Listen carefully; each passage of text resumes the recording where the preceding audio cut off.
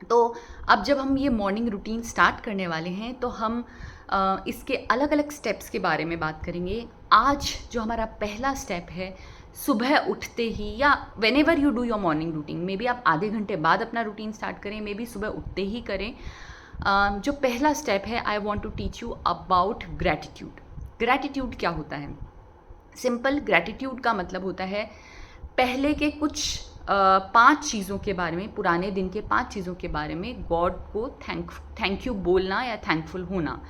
ये 5 चीज़ें कोई बड़ी बड़ी चीज़ें होनी ज़रूरी नहीं है, ये छोटी सी चीज़ें भी हो सकती है। अगर आपका बच्चा हंसते खेलते घर आया, पूरे दिन भर नहीं रोया, अगर आपका कोई बैंक लोन पास हो गया, अगर आपके हस्बैंड ने आपकी बात मानी, आपको घुमाने लेके गए, अगर आपके रिज़ल्ट आ गए, इंटरव्यू में सिलेक्शन हो गया, बड़ी चीज़ें हैं। या फिर जस्ट एक इंटरव्यू के लिए कॉल आ गया, that is also a good thing कि आपके लिए कॉल आया, that is also a good thing to appreciate and say thank you.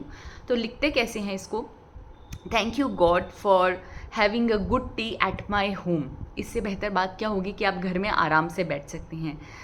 इसी तरीके से thank you God for having a book in my hand, thank you God for having a relax time with family. आप हिंदी में लिख सकते हैं, English में लिख सकते हैं, whatever way you want to write. क्योंकि मेरी most of the people are Hindi listeners, I am so sorry, क्योंकि मेरे ज़्यादातर लोग हिंदी सुनने वाले हैं, तो अब मैं हिंदी में ही बात करने की कोशिश करूँगी।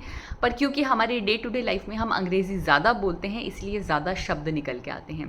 तो आप लिख सकते हैं थैंक यू गॉड एक अच्छी चाय पीने के लिए, थैंक यू गॉड बाहर के अच्छे मौसम के लिए, थैंक यू गॉड हस्बैंड के साथ घूमने जाने के लिए, थैंक यू गॉड मेरे पास ट्रीटमेंट अवेलेबल होने के लिए, थैंक यू गॉड मेरे पास पैसे होने के लिए ताकि मैं अपने पसंद की सारी चीज़ों को खरीद के ला सकूं।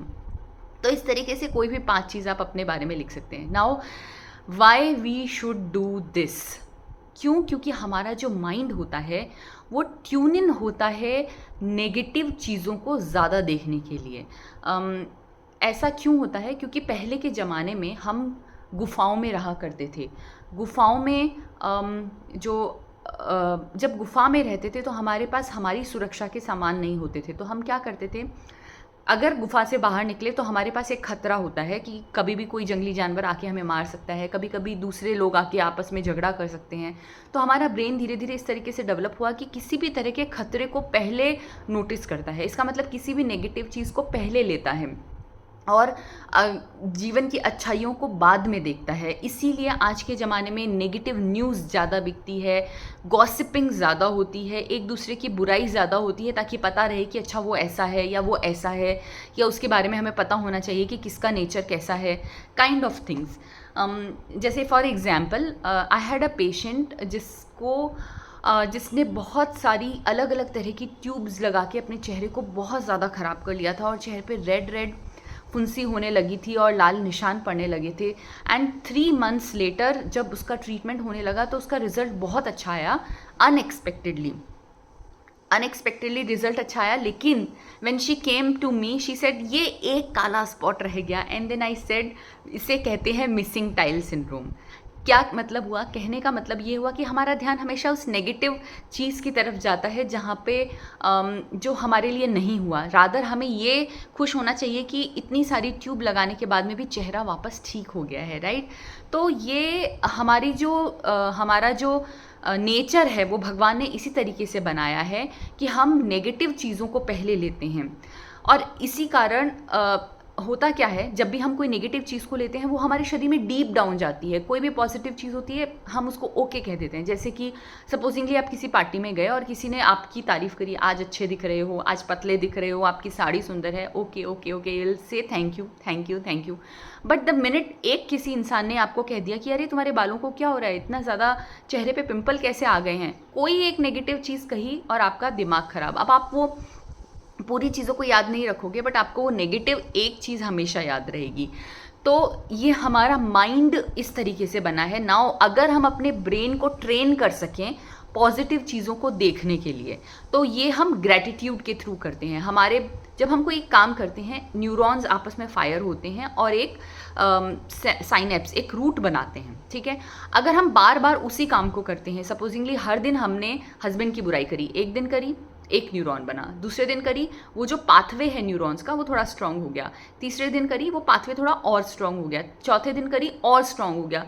करते करते वो पाथवे इतना स्ट्रांग और मोटा हो गया कि नाउ वो पूरा नेगेटिव एक ट्यूब्स बन गई। नाउ इसके अपोजिट, आपको अपने हस्बैंड की बात तो बुरी लग रही है, बट व्हाट यू डिड, आपने एक अच्छी चीज़ उनकी देखी, तो आपने बुरी चीज़ों को छोड़ते हुए कोई एक चीज़ अच्छी के बारे में सोचा और उसके लिए थैंक यू लिखा या ग्रैटिट्यूड लिखा। हल्का सा एक साइनेप्स बना। ये साइंटिफिक लॉजिक है, राइट। एक पाथवे बना आपके ब्रेन में। आपने दूसरी बार ग्रैटिट्यूड लिखा, दूसरा पाथवे बना। तीसरी बार ग्रैटिट्यूड लिखा, तीसरा पाथवे बना। इस तरीके से आपकी वो जो रॉड है वो ब्रेन के अंदर स्ट्रांग होती चली गई। अब जब ये स्ट्रांग बन जाएगी और आपके ब्रेन में पॉजिटिव चीज़ों के पाथवे होंगे, तो आप अपनी आसपास पॉजिटिव चीज़ों को अट्रैक्ट करोगे। आप हाई वाइब्रेशन पे रहोगे, क्योंकि जब भी आप ग्रैटिट्यूड में होते हो आप अच्छी चीज़ों को अट्रैक्ट करते हो। जब भी आप नेगेटिव सोचते हो, आपने देखा है जिस दिन एक दिन बुरा होता है उस दिन पूरे दिन में बुरा होता ही जाता है। यार आज कैसा दिन था, बुरे पे बुरा पे बुरा पे बुरा होता ही जा रहा है। और कभी कभी ऐसा होता है जब आपको पहले दिन सुबह से अच्छा फील होता है तो वाह आज फिर एक नई न्यूज़ अच्छी आई, फिर एक अच्छी न्यूज़ आई। एक्चुअली ये होता है हमारी फ्रीक्वेंसी की वजह से। हम जिस स्टेट में रहते हैं, हम अगर खुशी अवस्था में रहते हैं या हम पॉजिटिव स्टेट में रहते हैं तो हम पॉजिटिव चीज़ों को अट्रैक्ट करते हैं। इसीलिए कुछ लोग कहते हैं क्या संयोग है। एक्चुअली संयोग नहीं होते हैं। संयोग या कह लो संयोग होते हैं, पर उन संयोग को हम अपनी एनर्जी, अपनी ऊर्जा से बनाते हैं।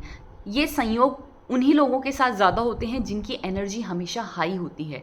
तो I want you to make a high energy in your self by writing gratitude daily. कुछ लोग बोलते हैं कि हम सिर्फ बोल सकते हैं, नहीं, आपको लिखना है। लिखना है ताकि वो आपके ब्रेन में डीप जाए, ताकि आप हर दिन लिखेंगे, एक ही टाइम पे लिखेंगे, एक ही जगह बैठ के लिखेंगे, तो आपको वो धीरे धीरे आपकी हैबिट में आने लग जाएगा। बॉडी, आपकी जो शरीर है उसके अंदर भी एक आदत होती है। जब आप उसको लिखते हैं वो आदत अपने आप आपके शरीर में आने लग जाती है। तो जब आप 30 दिन तक लगातार लिखेंगे, हो सकता है आपको पहले 1 महीने में कुछ भी पता ना पड़े, हो सकता है कोई परिवर्तन ना लगे, लेकिन जब आप धीरे धीरे हर दिन हर दिन हर दिन इसको करते हैं, ईमानदारी से करते हैं, तो आप अपनी लाइफ में चेंज नोटिस करना शुरू कर देते हैं। और अगर आप इस गेम को नेक्स्ट लेवल लेके जाना चाहते हैं, हर दिन के 5 सफिशिएंट हैं स्टार्ट करने के लिए। लेकिन अगर अगले लेवल पे और अच्छा करना चाहते हैं तो दूसरा तरीका होता है, जो भी बुरी चीज़ है जिसको आप अपने लाइफ से हटाना चाहते हैं उसके बारे में 10 अच्छी चीज़ें लिखना शुरू कर दीजिए।